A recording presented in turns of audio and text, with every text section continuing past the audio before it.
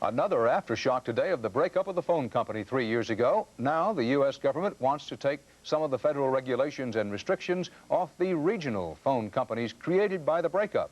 CBS News correspondent Rita Braver has been investigating how this might affect your phone services and what they cost. The French do it, the Canadians do it, and now the Justice Department says Americans should be able to do it too. Hook up a simple video screen to any home telephone and dial into electronic yellow pages or classified ads, bank or even shop from home. Buy wine, groceries at home, pay your bills at home, and you could even set up a blind date at home. Under the 1982 decree that broke up Ma Bell into 7 regional phone companies, the Baby Bells were prohibited from offering such information banks and a lot of other services that might give them monopolies.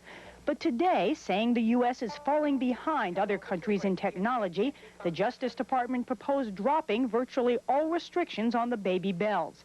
They would be allowed to manufacture and market their own equipment, both high-tech switching gear and home and office telephones, go into the long-distance business outside their own geographic regions. The real gainer here will be the American public with broader services, more economical use of technology, and that's been the history of competition to date.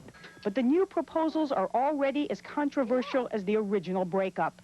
Newspapers fear their sales will drop if people can get classified ads straight from the phone. Consumer groups worry that local companies will focus on new technology instead of old-fashioned service.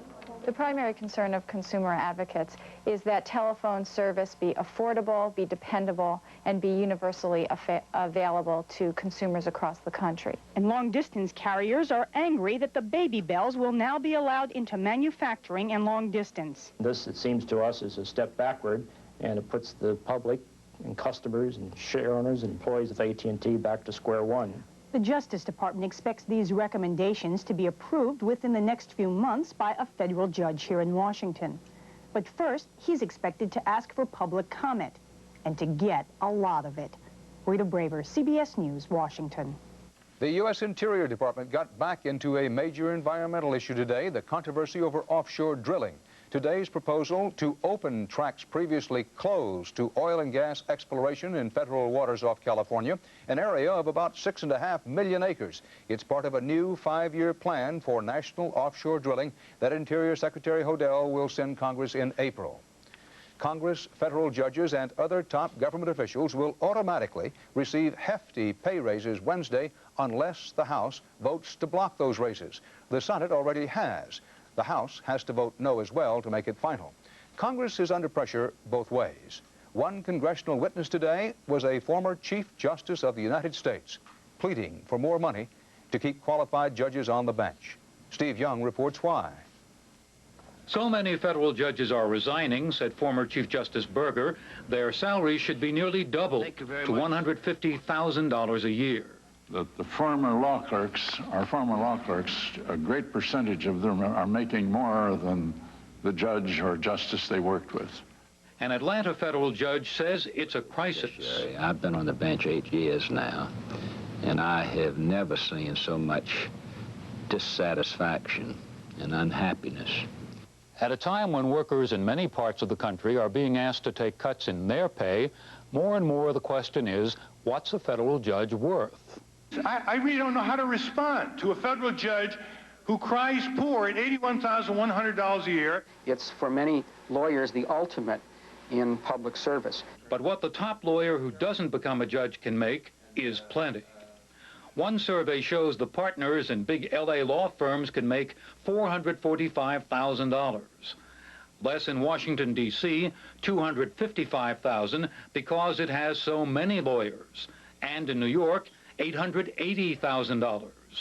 Marvin Frankel is one of the federal judges who quit. Very much. I think the low pay of our federal judges and the quality of disrespect that goes with that low pay is making that job less august and less desirable.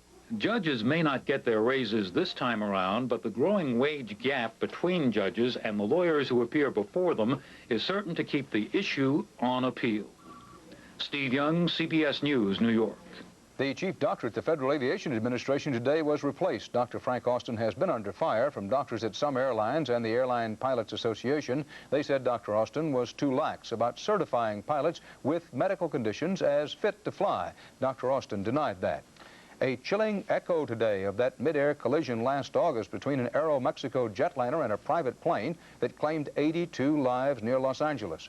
CBS News correspondent David Dow has been told the pilot of Aeromexico Flight 498 filed a near mid-air collision report involving his plane and an unknown Cessna last Saturday in the restricted airspace around the Los Angeles airport.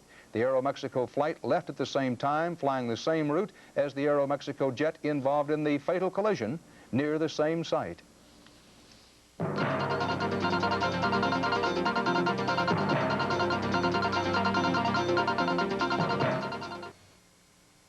It was Corazon Aquino's day in the Philippines. 6 hours after the polls closed, her opponents conceded defeat, and her government claimed overwhelming voter approval of a new constitution, one that restores democratic rule and human rights. David Jackson is there. Early unofficial returns show the Cory Constitution and Aquino herself with enormous popular support. There's strong opposition only in the so-called solid north, Marcos country, and at some military bases. Yes.